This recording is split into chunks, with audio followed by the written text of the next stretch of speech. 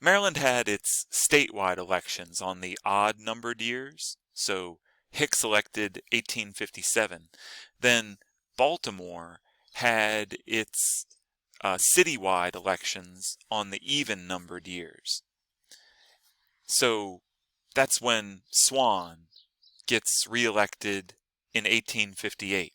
Reelected again with quotation marks on it, because in the 1858 election, his Democratic opponent, Colonel Shutt, conceded the election at noon on Election Day. His Democratic opponent said that voting for him would mean death and disorder, and so urged all good citizens to stay home on Election Day, so as to not get killed. Swan got some crazy percentage of the vote, like 80-90% of the vote, in a city that's evenly divided. The Democrats won only the 8th Ward, where the Bloody Eighths successfully defended the polls. But that was it. Know Nothing's won everything else in the city. I have not been able to figure out for sure whether or not Swan started to think that this had gone too far. I'm not sure, but some of his actions seem to indicate that. He pushed now for a professionalization of the fire department, to create a municipal Baltimore fire department.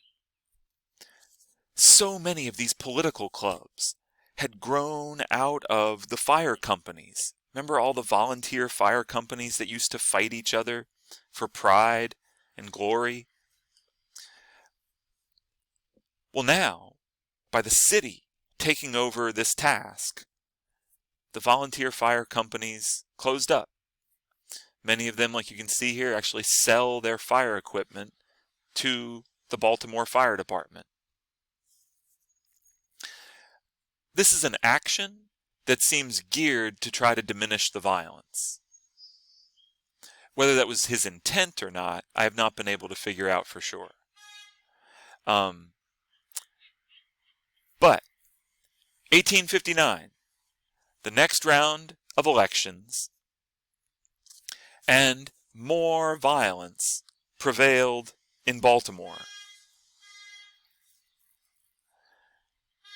As you can see in the article here, there's a great deal of rowdyism. Newspapers often called it rowdyism. The ballot boxes in the 20th Ward have been smashed to pieces. In the 6th Ward, 2 men have been shot. The struggle is between the rowdy and respectable portion of the party, and the indications are that the former will be successful, the rowdy. Pistols freely used in some localities. A man arrested in the 6th Ward for firing a large horse pistol. One man shot in the knee, another one shot in the leg. Violent proceedings in other parts of the city. In the cartoon over here, this is supposed to be the Plug Uglies riding around in a wagon, shooting respectable people and charging them away from the polls. You can see he's got the awl in his hand. And here are some disappointed respectables. Here's a guy getting shot. The Baltimore violence had reached a level where it was the subject of commentary from around the country. Congressional investigations, criticism in newspapers around the nation. In 1859, the Know-Nothings had overreached. They could still win Baltimore because they could use this kind of violence to keep away all the people that hated them. But they could no longer generate enough support in the rest of the state. So in 1859, the Know-Nothings lost control of the state. They still controlled the city of Baltimore, but the state had elected, sorry, I'll come back to that in just a second, but I included this entire wonderful article about the Maryland election in 1859, which gives this incredible blow-by-blow account of what went down across the city. And so if you're nerdy enough, open the PowerPoint and lean in and just read through the whole thing, which is amazing. It continues for 3 slides, but it'll blow your mind.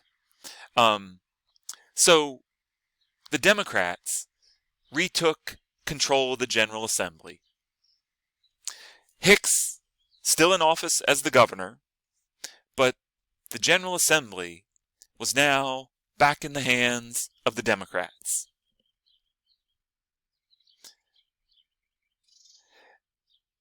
The House of Delegates and the Maryland State Senate.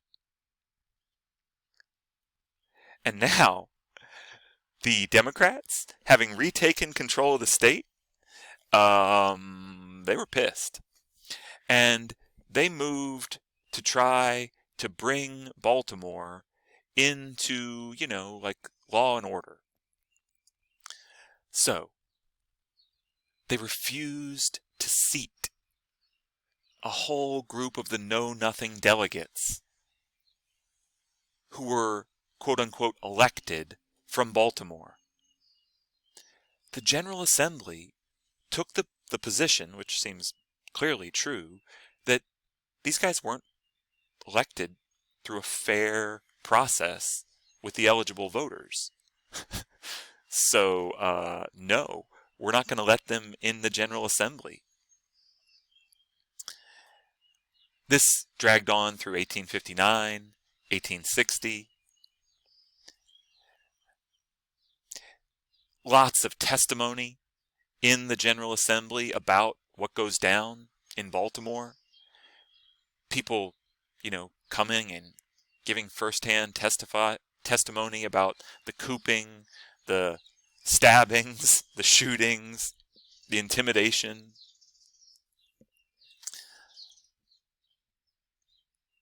This bit here is about the cooping.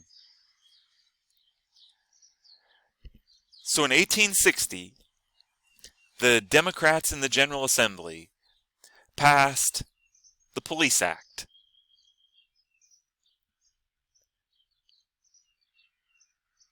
To create a professional police force for the city of Baltimore. A non-partisan police force. A police force that would not be filled with plug uglies and blood tubs. An independent police commissioner.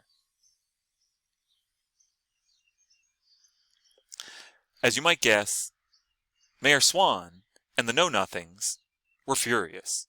They screamed, "You can't do this to us.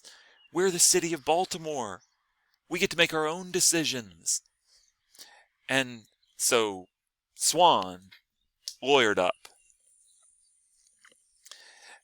The slide says Baltimore lawyers up, but I don't know. In fact, I doubt that the people of Baltimore wanted this lawsuit to succeed, because if it succeeds, the police remain in the mayor's hands. But Swan lawyered up on behalf of the city of Baltimore and took the state to court. But Baltimore lost. Baltimore lost the court battle. The Police Act was ruled legitimate by the Maryland courts. The courts took the position that Baltimore only existed because it had been empowered to do so by the General Assembly. So the General Assembly could change Baltimore's police force if the General Assembly wanted to.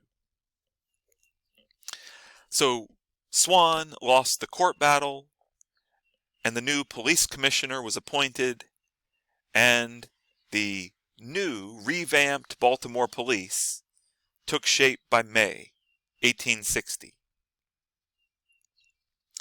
Now, in the midst of these events where we've been focused on the gang violence in Baltimore, let's pan out for a minute and head to Western Maryland, where the Potomac River merges with the Shenandoah. And you know, because you know the geography, that this is where the Virginia-Maryland border is. This radical abolitionist, who you see over here, a white man named John Brown, attacked a federal arsenal at Harper's Ferry, Virginia. Brown was trying to start a slave rebellion that would lead to a civil war. His goal was to end slavery in the United States. It was an ambitious and poorly conceived plan. He put together a group of volunteers, who you see most of them over here, and they rented a farmhouse near the federal arsenal, and then stormed the unsuspecting federal arsenal. They actually succeeded in capturing a bunch of weapons, but no slaves showed up. There was no slave rebellion. Instead, the Marines showed up, and Brown and his rebels were all either killed or captured. Actually, that's not entirely true. 2 of them got away, but for the most part, Brown and his rebels were killed or captured. Brown was put to death within 6 weeks. But the whole episode terrified Southern slaveholders. It made Southern slaveholders able to say that white Northerners wanted to get them killed. That white Northerners were really just like John Brown, trying to incite slaves to rebellion so as to get white Southerners murdered. This fractured the last bits of, trust in the American political system, and it led to a crackdown all through the slaveholding states, where basically one way to think of it is that if you are in the South but you're from the North, people don't trust you. They just don't. The fear is that, he's another John Brown. So Northerners in the South were beaten up, tarred and feathered, chased out. In Maryland, it led to a series of crackdown proposals, pushed for most of all by Curtis Jacobs, a member of the Maryland General Assembly.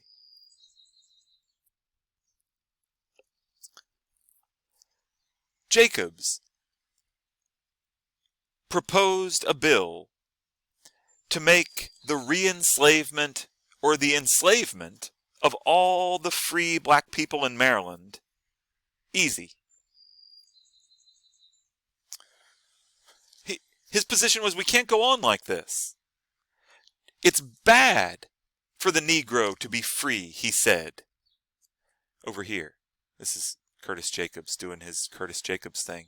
To free him is to inflict the greatest possible injury, for by that you expose him to the higher cares, duties, and responsibilities pertaining to citizenship, for which he was never fitted by nature, and to which he cannot attain by practice.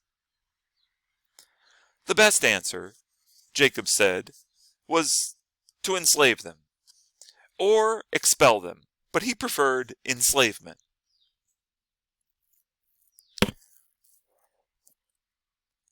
It passed the state legislature, but it passed the state legislature because it wasn't binding. The state legislature instead was passing it as a referendum to be voted on by voters, and I don't quite understand this, but what I've read is that it was to be voted on by voters in southern Maryland and the Eastern Shore alone.